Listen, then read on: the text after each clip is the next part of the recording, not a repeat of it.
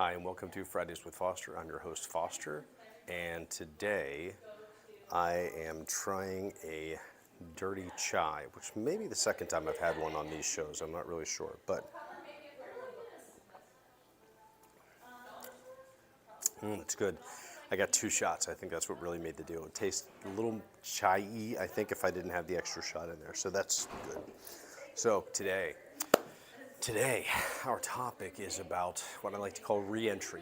So when we go through different things in life and in business, we have reentry issues. And so essentially what that means is I'll behave in a certain way as a leader or otherwise. And what I won't necessarily understand is the situation that I'm in is often brought on by my own behavior, by my own attitudes, right? So how do we deal with this? Well, I like to look at different situations, and when it comes to environmental factors first. So if I travel a lot, if I'm on a long business trip, and the first 3 days home, I'm fighting with my wife, the kids are troublesome, and then nobody has done anything they were supposed to do at the office while I was gone, and this seems to happen every time I leave. Now, usually, I can also admit that after another 3 or 4 days, that I've been kind of able to decompress and get back into the situation, everything's pretty much okay.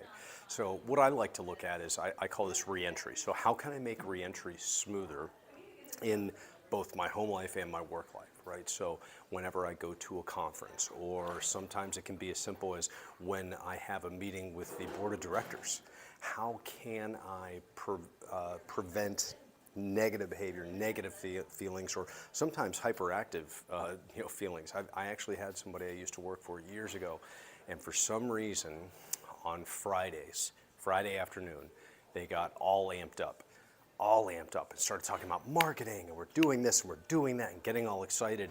But it was Friday at like 3 o'clock. So what I ended up doing is I ended up avoiding this person because it just wasn't worth the mess that it caused. And what would happen is nothing would get done. He would get frustrated and I would get frustrated and say, if we have these meetings on Monday, we have the whole week to plan this out. Or if we have this meeting today about what we're going to do next week, that would be great. But he was saying, no, let's work on this stuff right now. And I said, it's Friday afternoon. Like there's just not time, and it isn't the most advantageous time to try and call people or market out or create these things. And so what I had to learn how to do was to create a plan for how I was going to deal with the situation. Sometimes I would actually schedule things that would prevent me from getting involved in those conversations that day, because we would ultimately have the same conversations on Monday. That would be wonderful. But I knew that trigger would exist on Friday afternoons. And other times what I would have to do is I would make a very straight agenda and bring it into the meeting on Friday if it was something that I couldn't prevent from happening. And I would look at how I could deal with kind of the rules of the game. And in that situation, I could put myself in a little bit more control so I didn't have to completely avoid it, or if I couldn't avoid it, that I knew I had another recourse. So when it comes to those situations, you look at challenging aspects of your life. Sometimes there are things you can definitely do. Other times there aren't.